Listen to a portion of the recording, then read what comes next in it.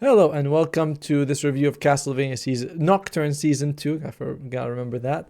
And yeah, it just came out. I binged it in basically a day. I mean, I didn't binge it one watch, but I saw it throughout the day. 2 episodes here, 2 episodes there. Finished the last four at night, something like that. And there's a lot to like in this one. There is a lot to like. So, firstly, I thought that the dialogue compared to previous seasons was a lot stronger. I've always been a Castlevania fan. I really like it, but when I talk about, I also think that the dialogue's a little bit like a little too edgy sometimes. Where people are like, there's one scene with Alucard and Trevor earlier where they're like, "F you." He's like, "F you. You eat shit," and he's like, "You eat shit," and I'm like, "Wow, well written stuff." There were, of course, scenes in the beginning with like when Isaac and Dracula were talking. There's always really well written, but overall, you get the feeling that the writing quality was a little behind. Not this time though. Nocturne season 2, I thought it was the best writing of the show so far. Felt very different than before. It's a little bit more mature. It's a little bit more like grounded. It was nice. And I know it sounds, but it wasn't so gratuitously swearing like it was before, especially because the themes of this season, which are like bonds and links and connections and affection and love and things like that, there's a lot of that, and it's expressed in a good way, in a very like nuanced, nice way. So I really like that, both with the story and the way the dialogue fits into that. So that was a nice step up for me. I really thought that there's a lot of standout characters you can point out, but I think one of the ones a lot of people would be thinking about would be Alucard. How is he in this show? We get very different Alucard from before. Remember, this is Alucard few hundred years after the last time we saw him in the original Castlevania. So he's a lot soft. He was always soft spoken, but he talks a bit less. He's very careful with his words. He's a lot more mature. He brings up references where he's like, "Yo, I met your grandfather. Yeah, I worked with his grandfather. Yeah, we killed this person together. I met this famous person from history." It's very cool. And his relationship with Richter is different than him and Trevor. Alucard and Trevor were like equals. But him and Richter's very much like looking up to him as a mentor. So it's nice that we get that version of Alucard, which has always been my favorite version, where he's like, "I've been here a few hundred years, I've seen a few apocalypses. Let's keep it down. Let's stay calm a bit." So I like this Alucard a lot. And it was just good. All Rocks was also another standout, but we didn't see him as much as I feel like before. A lot of people like Marie. There's a lot of characters that you can root for, and they're all very different. So I really enjoyed that part as well. And from the beginning of the show, like within a couple episodes, the whole party split up. By this is spoiler free, but it's very similar to the third season of Castlevania, the original, where you had like 4 different storylines: Hector, Isaac, Alucard, and then you had Richter and Sypha. But yeah, it took a second. But here's the same thing where we have them split up into groups, and we kind of follow those storylines for a while. I thought that was good and bad, because I thought some storylines were a little stronger than others, but overall it was nice to see different dynamics of that. And because it's Castlevania, of course, the animation quality is insane all the time.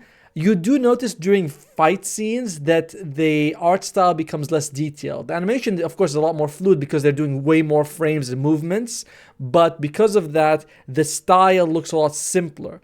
I'm okay with this, but I think some people might be a bit jarred by the difference, where you're like, "Whoa, this person looks a lot less detailed."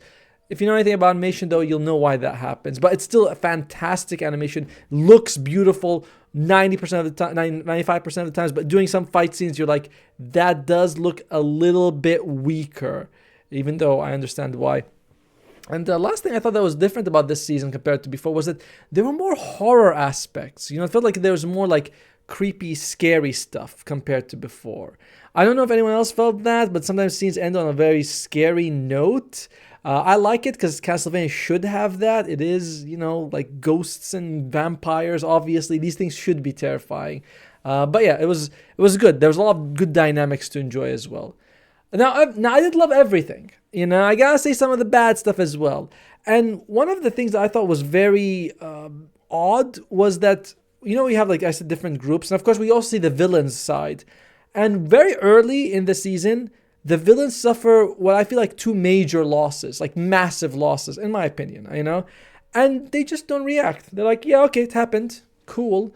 And one person in like the villains, you can just defect from them. You're like, "Ah, see ya." No scene, no nothing. They just one character's like, I'm not going back, I'm seeing you later, and that's it. There's no reaction. So I did feel like sometimes there's no connecting tissue from scene to scene. You know, it's like, all right, this is now over, slice it. This is completely different. Where before, when, you know, you feel like, you know, it should be connected, like something happened, you know, like, oh, not, this is not spoiler again, but let's say, oh, this character died, for example. This random character, you know, character that's supposed to be important died. No one reacts. Everyone just moves on. You're like, huh, I mean, a grieving scene would have been nice. I don't know. We also get the backstory of one of the villains, and it's like 2-3 minutes at the start of every episode, and I was okay with it. I was just like, oh, okay. I didn't feel like it was super gripping. It wasn't meant to be sympathetic. I felt like I was watching, I was like, the villain seems pretty villainous in later, not exactly in the first scene. So I didn't really understand the point of that, but it was whatever. And there was a couple of characters. I'm going to be specific a little bit. I'm going to be as vague as possible. I have to name the characters. Two of them who were some of my favorites in season 1, which was Olrox and Mizrak, and I loved them in season 1. I felt that they had a lot of scenes together, but a lot of scenes separate. In this season, 80% of the time that you see Olrox or Mizrak, they're together. And 20% of the time, they're interacting with other characters. And I think that cheapened the characters a little bit, because when I see Mizrak by himself, I like him a lot. When I see Olrox by himself, I like him a lot. When I see them together, I do like them a lot. But what happens is a lot of their scenes seem repetitive. There's like, I'm not going to count them, but there are quite a few scenes where they're together and they discuss the exact same topic every time. And I get it. And it's fine the first time, but it's not. There's literally a repeat of the season finale of season 1 in this season. And you're like, I've seen this before. Give me something new if you're going to give me the relationship again. And I did just like, I wish I had seen more Olrox with other people and more Mizrak with other people, because they were very fascinating when they were with other people. They're fascinating together, but it's a meal I've had many times before. I want something new. So that's a problem. Some of the plots also move a bit slowly. I remember like I mentioned, Olrox and Mizrak take a while to like get moving. Like, come on, guys. Another character also sees spirits, and for 6 episodes sort of drags where like they see spirits, and then that's it. That's all that happens. And then you're like, what's going on? Tell me something. They're like, nah, it's just oh, okay, spirits, and then that's it. So that particular plot line felt draggy to dude, just get a move on already with this. So that was something I didn't like. I feel like, I don't want to say that the season dragged, because it didn't, but because some characters had a lot to do, and some of them had stuff to do, but they just did the same multiple times. And like I mentioned, Olrox and Mizrak are an example of that, which is sad, because again, some of my favorites. Another thing that I really didn't like, this is going to be kind of like my big negative, apart with the big things happening on reacting, is that they do this thing where for some reason they have to up the stakes.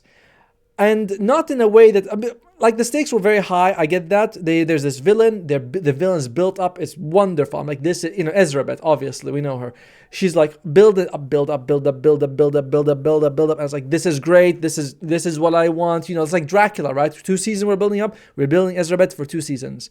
Unfortunately, at the very last, second, we find out, oh, there's a bigger villain. Yeah. And that really bugged me, because we had this villain. That's awesome, cool. You've done well with her. She's not exactly nuanced, but she's got some, characteristics, fine. And then you're like, oh, but there's another villain, more dangerous than this villain. And the villain just gets removed in 10 minutes.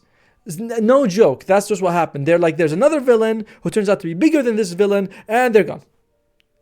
I didn't like that. It reminds me of a couple of, if you guys ever watched Naruto, there's a show where they build up one character and then he just gets, I didn't say Ezra, but Ezra doesn't get killed by this character. I just want to be very clear, but just gets removed instantly, and you're like, they bring in a new villain who just dies in 2 chapters later. And you're like, what the hell was that? Why not? You built up one guy. Why do we need to introduce a random person? So that really left a sour taste in my mouth, because it's very near the end of the show as well. So, unfortunate. But despite my gripes with it, and there are some, and and I feel like some they're pretty some other people might agree with it. I overall thought this was still the best Castlevania show so far. Out of all 6 seasons, the original and Nocturne, I really like I said, the strength of the writing, the differences in Alucard, the overall like dynamics between multiple characters. There's so much like we didn't talk about the Abbot, Terra, Maria, Juice. There's so much characters, and the way they like it's quite rich, and I really liked it. The theme of connections, especially because Alucard brings so many connections, like, he knows so many people. That was really cool. There's a lot to enjoy here. There are gripes, but this is still this is the best Castlevania season for me. I really enjoyed it, and I look forward to hearing what you guys think. So hope if you have any comments, let me know, and see you around.